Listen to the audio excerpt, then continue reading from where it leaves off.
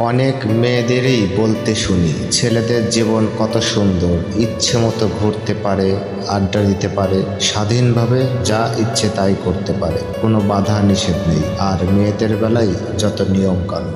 বাস্তবে ছেলেদের জীবন কেমন হয় সেটা জানলে হয়তো ছেলেদের জীবন নিয়ে মেয়েদের ধারণাই বদলে যেত। ছেলেদের জীবন মানে শুধু আড্ডা, ঘোরাঘুরি কিংবা স্বাধীনতা নেই, আছে একটা জীবন সংগ্রাম। জন্মের পর থেকেই ছেলেদের মাথায় প্রতিষ্ঠিত হওয়ার বীজ ঢুকিয়ে দেওয়া হয়। প্রতিষ্ঠিত হতে না পারলে সমাজে মর্যাদা থাকবে না, কোনো বাবা তার মেয়েকে অপ্রতিষ্ঠিত ছেলের সাথে বিয়ে দিবে না। ছেলেরা পরীক্ষায় ফেল করলে তাকে সংসারের হাল ধরতে হয়, আর মেয়েরা ফেল করলে সহজ সমাধান, তাদের বিয়ে দিয়ে দেওয়া হয়। মেয়েরা সুন্দরী হলেই তার জন্য রয়েছে প্রতিষ্ঠিত ডাক্তার, ইঞ্জিনিয়ার, আরো কত কি। আর ছেলেদের ক্ষেত্রে সৌন্দর্য মুখ্য বিষয় নয়, ছেলেদের সৌন্দর্য নির্ভর করে টাকার উপর।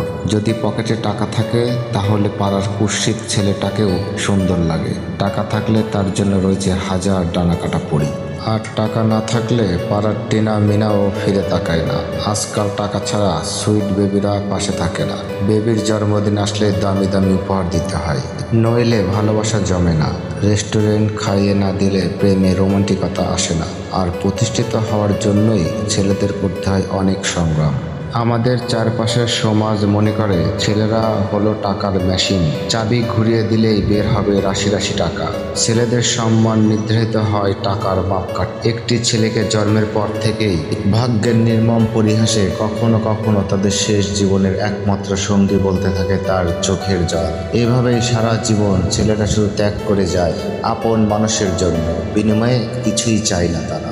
তবুও কেউ কেউ তাদের ভালোবাসাটা বোঝার চেষ্টা করে না, সবাই শুধু দেখে তার ব্যাংক ভর্তি টাকা আছে কিনা। তাই সকল ছেলের শুধু শুধু প্রেম নামক মরীচিকার পেছনে ছুটে সময় নষ্ট না করে নিজের ক্যারিয়ার গড়ো। কারণ মেয়েরা স্মার্ট অ্যান্ড হ্যান্ডসাম ছেলেদের সাথে প্রেম করতে পছন্দ করে, কিন্তু বিয়ে করার জন্য টাকাওয়ালা ছেলে খোঁজে। মেয়েরা তখন হয়ে ওঠে বাস্তববাদী। তাদের কাছে স্বামী কিউট বা হ্যান্ডসাম হোক বা না হোক সেটা কোনো ফ্যাক্ট নয়, তারা টাকা থাকলেই হলো। হাজার হোক শপিংয়ে গিয়ে দামি দামি শাড়ি কিনে পাশের বাড়ির বৌদির সাথে প্রতিযোগিতায় নামতে হবে তো।